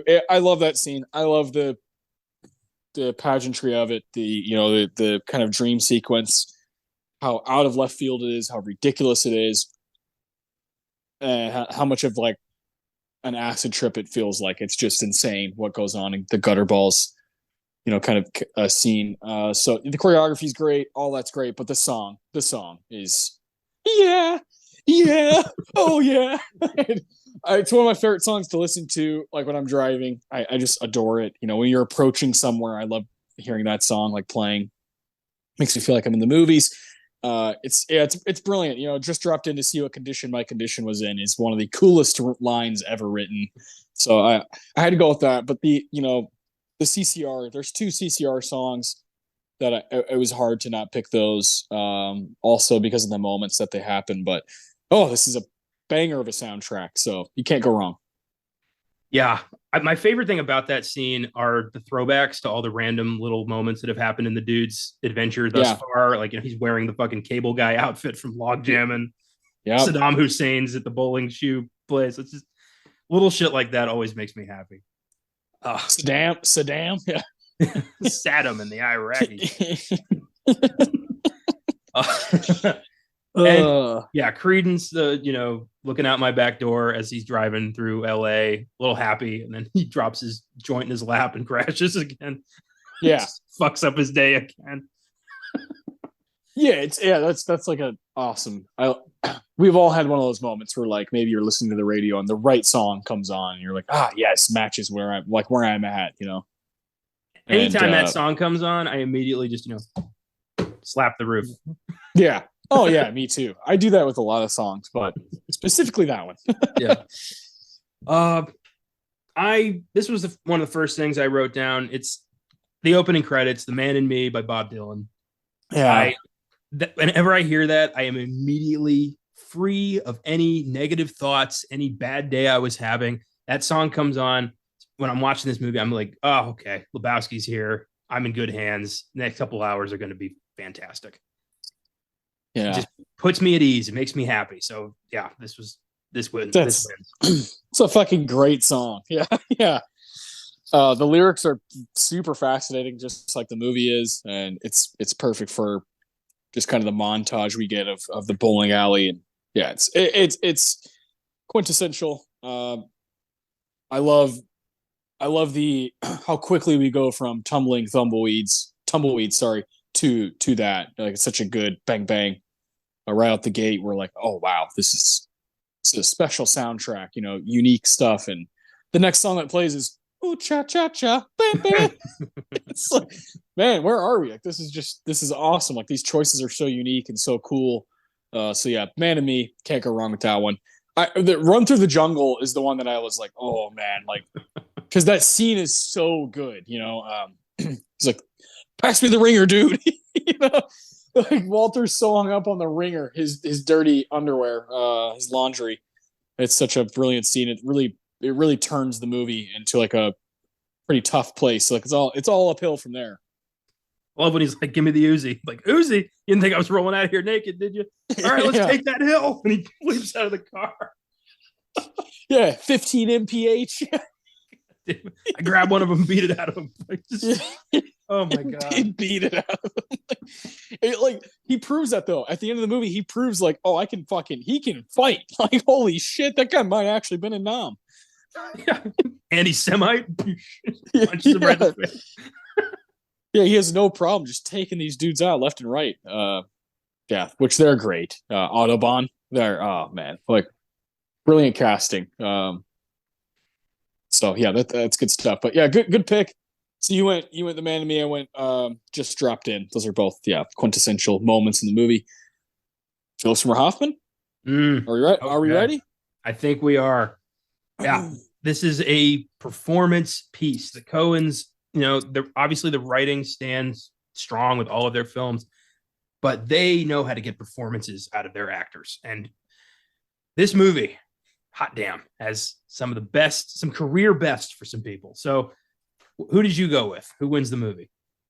It's Goodman. It's Goodman. It's not. Everybody's excellent, like excellent, not just good, but excellent. Every supporting role. I wouldn't even call him supporting. He's in it so much. He's in so many amazing scenes. While I love Jeff Bridges' performance and how just kind of iconic that character, the dude he is, in some ways he is just teeing up Walter. He's just teeing up John Goodman. Like, here you go, buddy. Like, knock that shit out of the park. And he knows it. I've heard him talk about it where Bridges is like, yeah, sure, like I'm on the poster, but like the movie, it's Walter's movie. Like it's, like that character is so incredible. And if you're listening earlier, you heard me say that it really might be the greatest American character ever written. Like, when I think about all my favorite movie characters that like original movie characters, you take away comic books and characters from different books and whatnot. It takes away a huge percentage of our characters. The fact that Walter came from different aspects of different people that the Coens knew, and it turned into this is it's perfect. It's a match made in heaven. And John Goodman, it's by far his best performance of his career. While he has a bunch of great shit, this is it. Like this is the role. And one of my favorite things that I kind of one of the things I realized last night while watching it was 1998, John Goodman. What I wonder what was the first thing I saw John Goodman in? Monsters Inc. Yeah. 3 years later, 2001, 6 years old, I fell in love with Sully. Sully was my guy. I had stuffed animals of Sully, like little toys and different things of him, Randall and Mike. And that's so cool that I didn't know who he was, of course, at 6 years old, John Goodman. I had no connection to him. But somewhere down the line in my own life, he became like one of my favorite character actors of all time. And that's like such a unique ride that we go on as children. These super talented people that voice the characters that we fall in love with as children that are animated. When you get older, you like see them for real and you're like, oh my God, like you put two and two together and your whole life kind of makes sense. It's really cool. Your whole movie life makes more sense. So I had that kind of moment last night. I've never really put that together. Like, holy shit, this is 3 years before Monsters Inc. 3, like that's insane. Big Lebowski was just starting to take off as its own entity, as its own movie, as its own cult classic. So I love that. But the PSH, it was never really a question in my mind. While there's competition, he's the number one seed, and it's not really that close in my mind. Everybody else is below him, and they're on like a level playing field. Jeff Bridges, Julianne Moore, Philip Seymour Hoffman, like all those people are kind of on the same playing field, and then Walter's up here just fucking throwing ringers at him. So he's the best. Yeah, it is. It's my favorite John Goodman performance. It might be my favorite movie character of all time. Walter Sobchak. I went down the line of I made a Coen Brothers characters list, and I was like, he's my favorite. If he's my favorite Coen Brothers character. Yeah. Him, it's probably him, HI, and Anton Chigurh. Those are probably like my three favorite characters that they've ever like put to the screen. And Walter's he's just my favorite. He's the man. Anton, of course, is like the most frightening person of all time, and HI is kind of like a precursor to the dude, but Walter is his own thing that they've never done again. Because how can you rewrite that? You can't. He's the asshole friend who makes every situation worse. But you love the guy for some reason. I don't know. I'd love to know where the dude's loyalty to Walter lies. I don't know. They had to have been like high school buddies. There has to be like a long, long history. Yeah. Dude was a conscientious objector. Walter went to Nam, came back a little different. Yeah. But we all have those friends who are like, yeah, they're kind of a douchebag, but they're my douchebag. That's my buddy. And stand down. Yeah. And in the end, Walter is completely right about everything. When he ends up, except for, the Big Lebowski can't walk. Yeah. Oh, I love that. He's a fucking fake. Oh, I've never been more sure of anything in my life. Walter. What does he say? What's the line when he's like, Walter, at some point you're gonna have to face the fact that you're a fucking moron. Oh, jeez. My favorite thing he does, I almost picked this for my line, but it was too good. He's just constantly, am I wrong? Am I wrong? Yeah. Just constantly saying that shit. One time, dude snaps. No, Walter, you're not wrong. You're just an asshole. He's just like, okay, then. He won. I love when they're talking about Bunny and he's like, that fucking bitch. He can't let that fucking slut. He just can't let it go. He's so fucking angry. Immediately, it's personal as hell. Like it happened to him. Yeah. Yeah. That's the thing is, not only we haven't really talked about this yet, but he calls the entire fucking movie. He calls every shot, and the dude is like, "You don't know what the fuck you're talking about, man." But he knows, like it's someone else's toe. It's not Bunny's toe. Like he knows. He calls everything. It's incredible what he does in this movie without even trying. Yeah, the whole his whole thing with nihilism. He's like, say what you want about the tenets of National Socialism, dude. At least it's an ethos. His fucking surface level intelligence always makes me like he's got real emotional problems, man. Oh, like other than pacifism. Well, I did not know that. Calmer than you, dude. Oh man. Yeah, it's perfect. It's a perfect performance. It's quintessential John Goodman. If I was going to introduce somebody to John Goodman, this is the performance I would choose. I mean, good God. Yeah. I would say if Goodman was not on the table, if I had to pick somebody else, Peter Stormare, I love him in this as Uli, the co-star in the Beaver picture, as Maud calls him. You mean vagina? I mean the guy? Oh man. I love the porno film, Log Jamming, when Maud is showing it to the dude, and she's like making fun of the story. She's like, oh, and you can guess where it goes from here.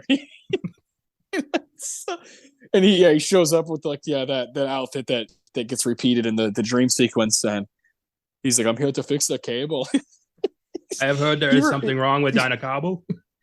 He reminds me of like what Mac is doing in that It's Always Sunny episode, and he's like, I'm a Swedish plumber. I come to fix your pipes.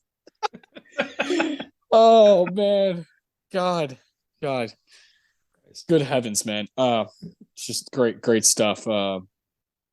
This movie, these characters. That's a good. I like Peter's your kind of like random call. Yeah. Of course, Philip Seymour Hoffman. I mean, he's not in it a bunch, but my God, like Brandt is. He grabs hold of you right away. You're like, oh, who is that guy? And this is one of those PSH roles where I feel like he's just fucking doing it in his sleep. Like he just easy. Like he looked at like one line of dialogue from Brandt and was like, "Oh yeah, I got this. I know what you want here, Mister Cohen's." Yeah, Well, I love, his introduction where he's like giving the spiel, bragging about his boss's accomplishments, which is such a weird thing to do. yeah. And Do you think Brandt knows it's all a farce? Does Brandt know that? I think Brandt is fiercely loyal and thinks this is all real. Because when he's in seclusion and like he's talking, the Big Lebowski's talking about, strong men also cry, and it pans over and Brandt is like sobbing silently to himself. Like he's in. The first time we meet, or when the dude and the Big Lebowski meet, no, it's that time. It's when he's in seclusion. It's that other time when he goes in the fireplace. Yeah, when he opens the doors, Philip Seymour Hoffman.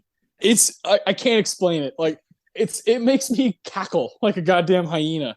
The way he opens them and then steps to the side so the dude can walk by. You mind if I light a J? I love that whole run. Like PSH, he chews up like every little part he's given, and he just gnaws on it, and it's like, man, the facial expressions, like everything, he's just doing what he does. It's PSH. What I wish would have happened is, I wish they would have picked him to be like the star of one of their movies at some point. That would have been special. If he could have had like a big part, in I don't know, in Inside Llewyn Davis or something, you know what I mean? I feel like I feel like he got it and he didn't get another chance. So that sucks. Yeah, but we got Brandt, and I'm happy about that. I'll take Brandt all day. Yeah. When he's doing his like spiel about Lebowski's accomplishments, and he has that moment where he like repeats himself, without the necessary means for a higher education. I always wondered, like, why did he do that? And it occurred to me recently, it's because he's given this speech so many times that it's queued up in his head, and dude is doing weird shit and it's distracting him. Yeah, you're right. Yeah, he's right. Touching things. He's asking weird questions. He's not ready for this guy. So it's fucking with his process. He's like, oh, yeah, this guy won't accept mine. Hey, I love when he keeps touching that thing. Please. Please do not touch that. Yeah. Ah, yes. Urban Achievers. Oh, man. Oh, yeah, I love when he's like, oh, those are Mr. Lebowski's children. He's like, oh, so he's like down with racial. Racially, he's pretty cool.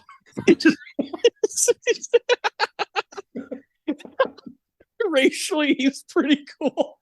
Such a good line. Oh man, so good. So yeah, that's probably my second choice. Like, well, my second choice is Bridges, but like if I'm going with a random pick, yeah, it's PSH. Jesus Christ. Oh yeah, fantastic. Or Sam Elliott. Jesus Christ, man. Yeah, just this. You have to use so many cuss words. What the fuck are you talking about? Perfect. Yeah. Some kind of Eastern thing. I like your style, dude. Yeah, I like cowboy thing. Oh man, yeah. Jesus Christ, so good. So last thing we have is the scene. It's Carpenter. Yeah, the Carpenter Award. What's the best scene of the movie? For me, you touched on it. We've touched on everything, but you touched on it with your Thomas Newman Award. So when The Man in Me starts playing and we do the whole like bowling thing, my favorite bit of the movie is when we kind of get introduced to all three of them at the same time.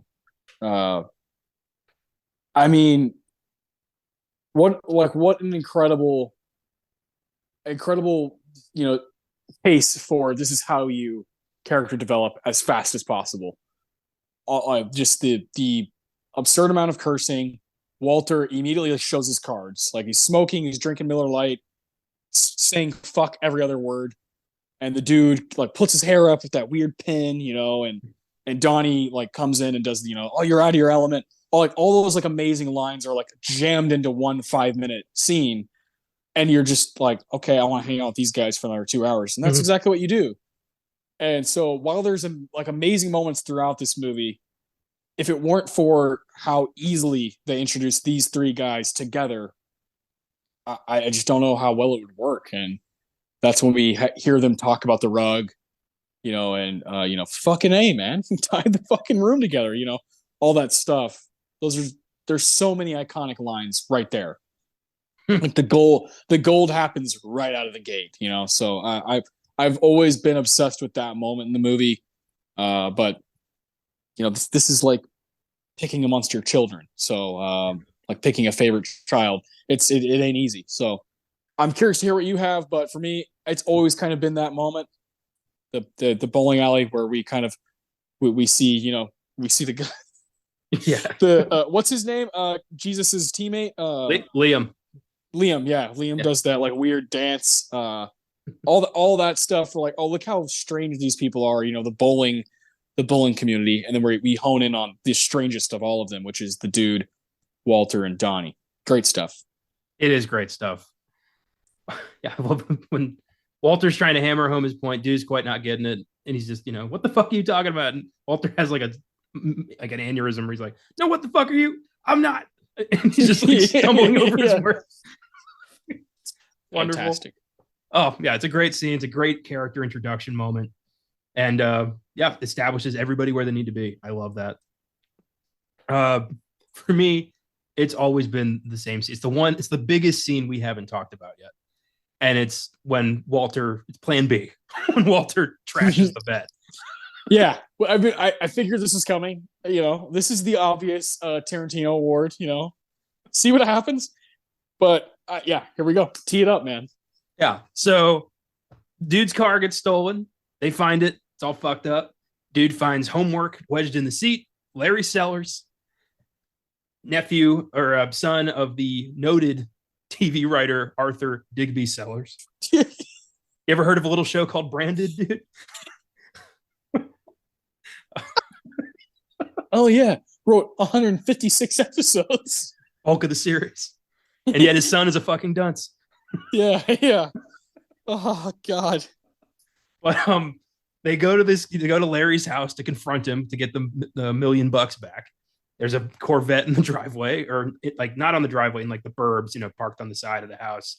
And they just assume it's this kid's car because they're idiots. Like a 14-year-old is going to go buy a Corvette. And God damn it. The more I think about it, the more I'm like, Jesus Christ, they're so stupid. It's insane. Yeah. So they knock on the door. They talk to Larry, but first, Walter fanboys over Arthur Digby Sellers. A good day to you, sir. Larry is this whole scene it could be a short film. It's beautiful. Yeah, I love the lead up to it when they're like, oh, by the In-N-Out Burger, and he's like, yeah, but the In-N-Out Burger's on Camrose. Fuck up, Donnie. While they're at like dude's landlord's like community theater interpretive dance show. Yeah. Dude, oh my god, I love that guy, the landlord, and he's like, oh hey dude, it's already the 10th. Far out, man. Oh yeah. Just slip the rent under my door. That guy's so fucking weird. Well, I love it. Even in the midst of all this crazy shit that's happening to him, dude still went to the guy's show. Yeah. Like he said he was going to go, and he went. Yeah, he's like, it's on Tuesday. All right, I'll be there, man. Yeah. Yeah, that's cool. Although Walter calls it the what have you. Yeah, whatever, what have you. So Larry's like, this little shit. Walter opens a briefcase, pulls out the homework, and he's like, thinks he's got him. He thinks he's checkmated Larry. Is this your homework, Larry? Is this your homework, Larry? And dude's like, we know it's his fucking homework. Where's the money? He's like, you're killing your father, Larry. I love that. I yell that at my cousin all the time. It's a great line. Walter's just like, all right, time for plan B. And says the immortal line, you might want to watch out that front window, Larry, because this is what happens when you fuck a stranger in the ass. I still have that thing they gave at a draft house. I still have that. Yeah. So do I. Yeah, I'm not giving it up. I can't believe they fucking printed that. I thought they were going to print the TV version. Is what happens when you find a stranger in the Alps. Yeah, that would actually be really funny too. I want both. Oh, yeah. So Walter goes out there with a crowbar and destroys the Corvette, smashes in the windows, the lights, and the guy who owns the Corvette comes out and is like, what the fuck are you doing to my car? I just got this yesterday. And he decides to destroy dude's car because he thinks it's Walter's, and he's just destroying that car. We get a smash cut with Oye Como Va by Santana playing, and you see that they still fucking went to In-N-Out Burger after that, which is my favorite part of it. Dude sitting there insanely pissed off. Walter and Donnie are eating burgers. Yeah, I love Donnie's the perfect backseat guy because he's kind of leaning forward, clearly like chowing down on a burger, not saying anything. That whole bit from showing up at Larry's house to In-N-Out Burger might be the funniest stretch of any film I've ever seen. I have ever laughed harder in my life than the first time I saw that. And I continue to laugh that hard to this day, no matter how many times I've seen it. It is fucking hilarious. It's just perfect. Yeah, I'm with you, man. I do think it is the funniest scene in the movie, and yeah, in the same way that the stranger says, the dude is really lazy, probably the laziest in all of LA County, which leaves him high in the running for laziest in the world. If you have the funniest scene in the Big Lebowski, chances are you're one of the funniest scenes of all time. So I'm with you, man. That totally makes sense. I won't say a hero, because what's a hero? Yeah, I was like that. Yeah.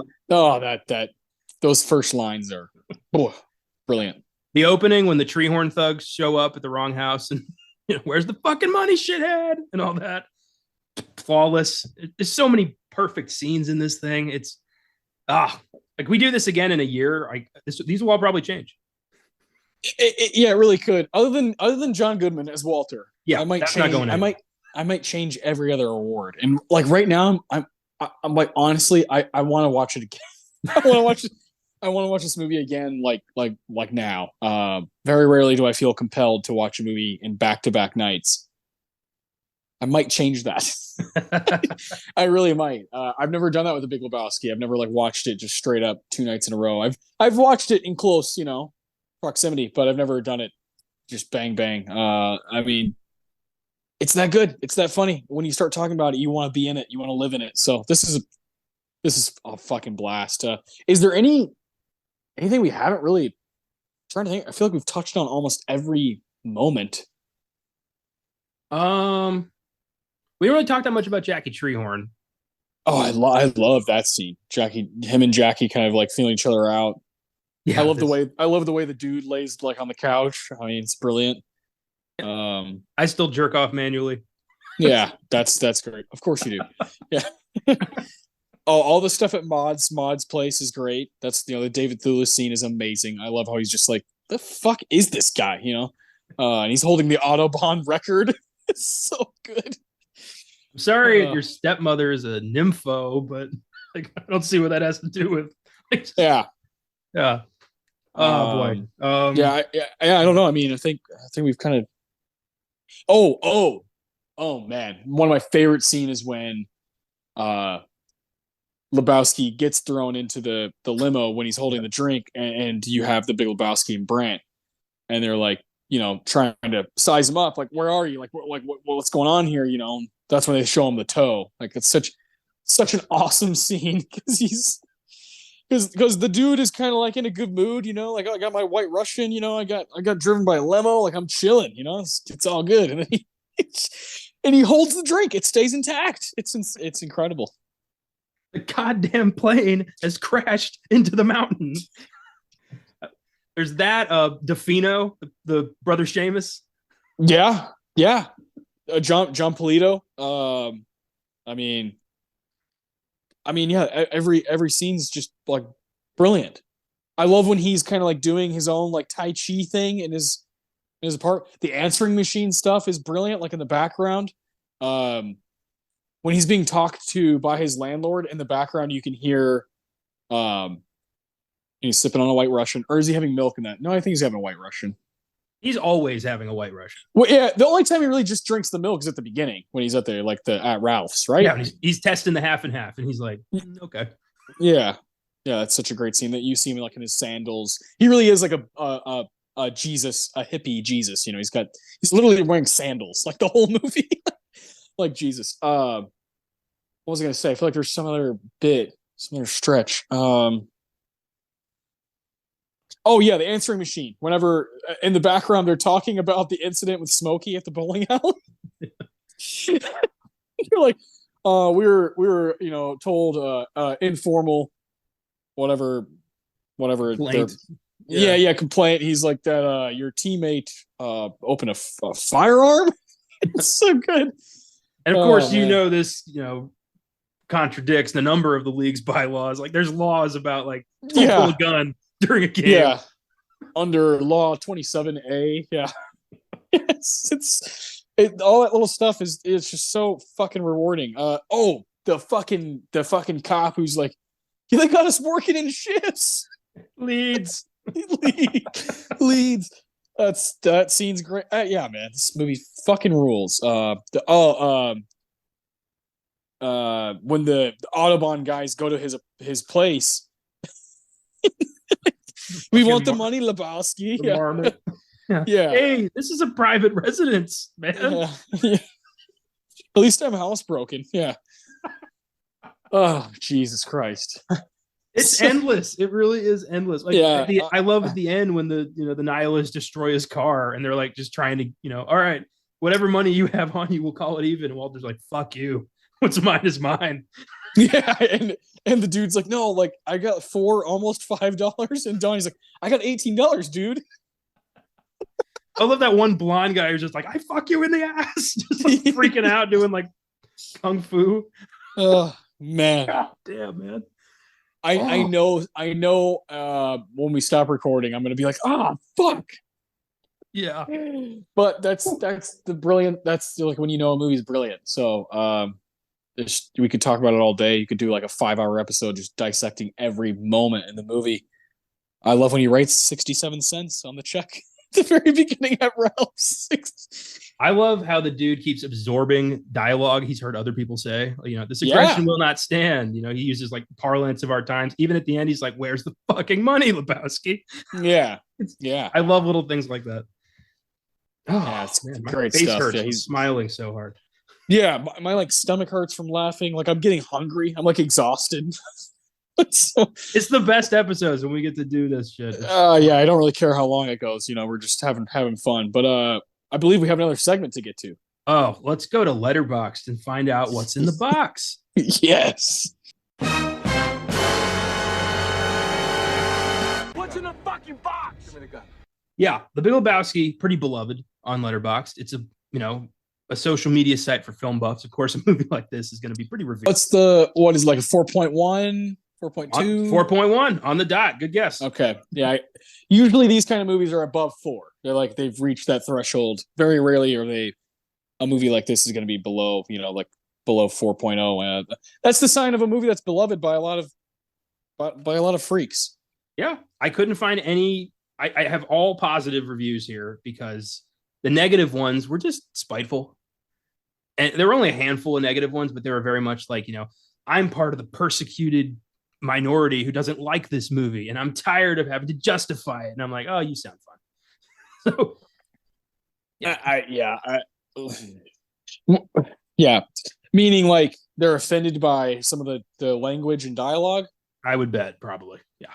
Well, yeah. Walter's a piece of shit. Like, yeah, none of these guys are role models. Like, no. Have you seen South Park? Like probably not. I bet it's too much for them. It's too spicy. Yeah. I mean, yeah, like the derogatory terms towards people who aren't like white Jews or Americans. Like, yeah, I mean, Walter's like a piece of shit. That's why we laugh at him. Yeah. I don't get people who are like, I didn't get it, and this is why you have to understand why I didn't get it. It's like, just say you didn't like it and move on. You don't have to act like you're being persecuted. And I'm going to bring you down with me. Yeah. So here are 5 positive, enjoyable reviews of The Big Lebowski. This one's from Andre de Nerveau. If you don't like this movie, well, that's just your opinion, man. 4.5 stars. Yeah. I love that. I love using a little quote within your review. Liam and me, we're going to fuck you up. I love at the end when Quintana goes up and they're like, what's this day of rest shit? Like confronts Walter. You playing mind games, motherfucker. Yeah. I got a date with you Wednesday, baby. It's Bush League psych out stuff. Laughable, man. Which is fucking crazy, man.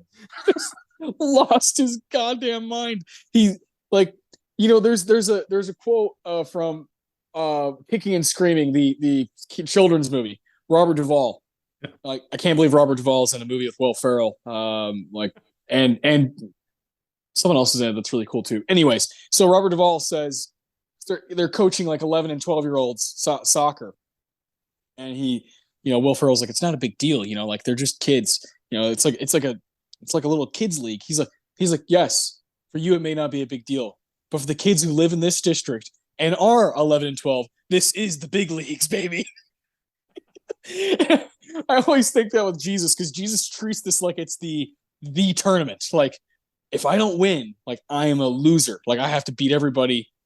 Like, and for the dude, it's obvious like, oh, I'm going to like have some fun, like compete a little bit, have a little recreational, activity. Jesus is like, bowling is life, and I'm going to crush everybody in my way.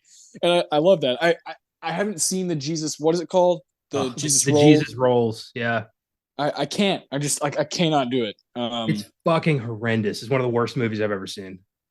Yeah. God, I can't do it. Yeah, it was. I wish that didn't happen. But, in terms of like why, Quintana's so focused on this, when you're a convicted sex offender, there's not a lot of hobbies you're allowed to have. There's not a lot of places you're allowed to go. So when you got the bowling alley, that is pretty much all you've got. Yeah, you're like, I'm going to get fucking good. Yeah. Yeah. You just hope to God they don't build a school next door.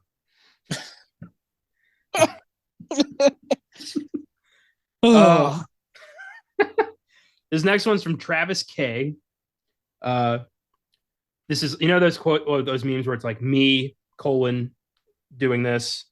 Like that's some human paraquat, tries to write off the Big Lebowski as a dumb stoner comedy.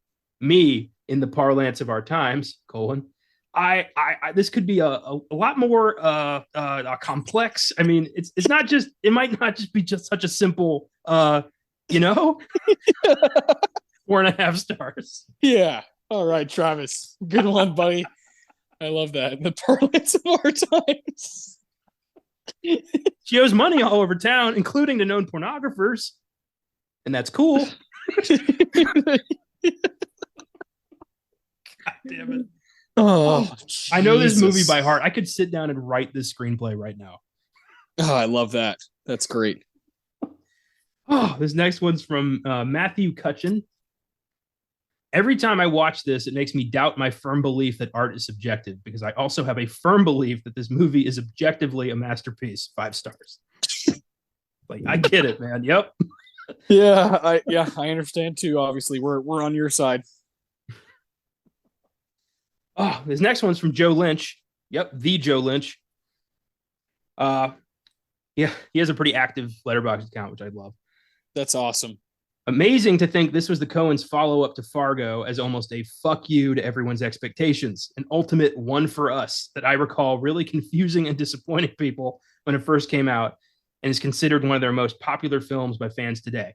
One of their best hangout movies, and holds up wonderfully 25 years later. 4 stars. Nice. Wow. And it said some nice stuff for 4 stars. I always love that. It's like, it's one of the greatest movies ever. Not quite a 10. Some people, that 5 stars is a lot more unobtainable than like for myself. Yeah, I'm kind of one of those people where it's like, I will sing a film's praises and it'll be like 3.5. Yeah. This is quite possibly the greatest film ever out of Japan. 3 stars.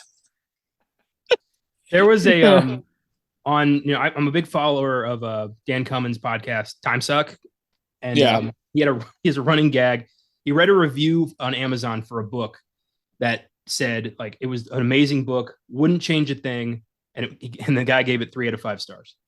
So ever since then, the phrase like wouldn't change a thing, 3 out of 5 stars has become a running gag on that show. It's like if you love something, you're like 3 out of 5 stars instead of 4 or 5. Yeah, like it's weird the way people think things through. Very. This last one's from Zombie T-Rex. The dude is the person we all secretly aspire to be.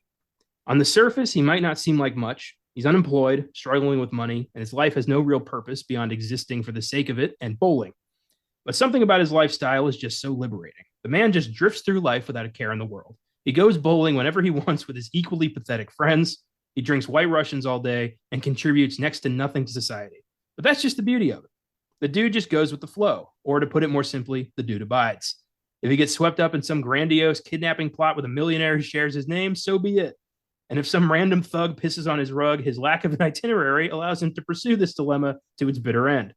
None of us quite have the apathy to be like him, but in a truer sense, none of us have the courage to live life so recklessly by playing it so seemingly safe. Maybe the world would be a better place if we were all a little more like the dude. 5 stars. Yes. Love that. That's awesome. Ah, beautiful. Yeah, I knew I was going to find nothing but love on Letterboxd for this movie. That's the place where films like this are held sacred. So that's what's in the box. Love that. That's a great segment. Yeah, Lebowski. If you don't like it, I'm gonna have a hard time, figuring out why. I think a lot of times there's just always, we've talked about this with some other 4 or 5 star type movies that have really good scores on all this stuff. There's just always going to be people who have to like play devil's advocate, have to be the pot stirrer, the instigator. They're there. They're always there. They're always out there. Some of them more vocal than others, but they're there. There's people who think Lebowski's like a waste of time, and just don't watch it. Just leave. Just get out of here. We don't need you in this room right now. So yeah. I hope anybody who's listening, feels obligated to rewatch the movie. I hope our passion for it and the fun nature that was this episode, I hope it inspires people to want to rewatch it, because I'm already inspired by hearing you talk about it and hearing myself talk about it and hearing just kind of like the ideas that float around. I already want to rewatch it again. So hats off to one of the greatest American movies ever made, man. Yeah, happy 25. I can't wait to celebrate it for the 30th. This is a film that will be, a part of my life forever. It's great. It's one of my, if I'm ever feeling down, I'm going to throw on Lebowski and I'm going to laugh for 2 hours. It's not just like the Dumb and Dumber Tommy Boy laugh. It's the laugh where you're like, I'm going to laugh, but I'm also going to think about why I just laughed and put those things together. It's great. I never call it my favorite. I don't call it like a purebred comedy. There's like way more to this. Like my favorite purebred comedy is probably like Happy Gilmore. But like Lebowski's trying to say so much more, and it knows that it has so much more going for it. It's kind of a genre bender in its own right. And I love that about it. But with that all being said, it might be the funniest movie that I've ever seen in my life. So it has that. Yeah, I'm with you. If we're talking like dumb shit, goofy comedy, my favorite's Tropic Thunder. But Lebowski is in a league of its own. It is just the beauty about comedy. Like if you keep going back to the same movie and you laugh just as hard, that's special. Yeah. Very few comedies can pull that off. And Lebowski always never fails to crack me up beyond belief and just brighten my day. And I know it does that for millions of other people. So yeah, I'm glad we could celebrate it here today. Hell yeah, man. Happy 25. This was fantastic. Thanks for listening, everybody. If you like the show, feel free to follow us on Facebook, Instagram, and Twitter at Filmgazm Productions. If you want to suggest films for us to check out, you can email us at filmgazm@gmail.com or send us a message through those socials. Check out our Letterboxd accounts for daily reviews. You can search me at Connor95. In my friends list, you can find the rest of the team. Check out our website, filmgazm.com, where I have a link to that letterbox. If you want to read reviews, you can also find articles, trailers of upcoming films, and every episode of our show. If you'd like to become a monthly donor to Filmgazm Productions, feel free to click on the link in the episode description. From there, click on Support This Podcast. You can choose to donate $1 a month if you like us, $5 a month if you love us, and $10 a month if you can't live without us. All donations go right back into the podcast and fund whatever we might need funding for: recording equipment, movie rentals, if we ever decide to go back to renting stuff, which I doubt because that was a pain in the ass. and we appreciate any donations you might think we deserve. Thanks to the entire Filmgazm team for their constant friendship and contributions to the show. Austin Johnson, Caleb Leger, Josh Allred, Colton Jenkins, Cristian Aguilar, Isabel Gonzalez, Jeremy Johnson, Adam Johnson. You guys rock. Thanks to Cooley Cow for our awesome theme music. Thanks to you for checking out our show, making it this far. In the meantime, remember what happens when you fuck a stranger in the ass and try not to enter a world of pain. And remember, if you will it, dude, it is no dream. Take it easy, keep watching movies, and we'll see you next week.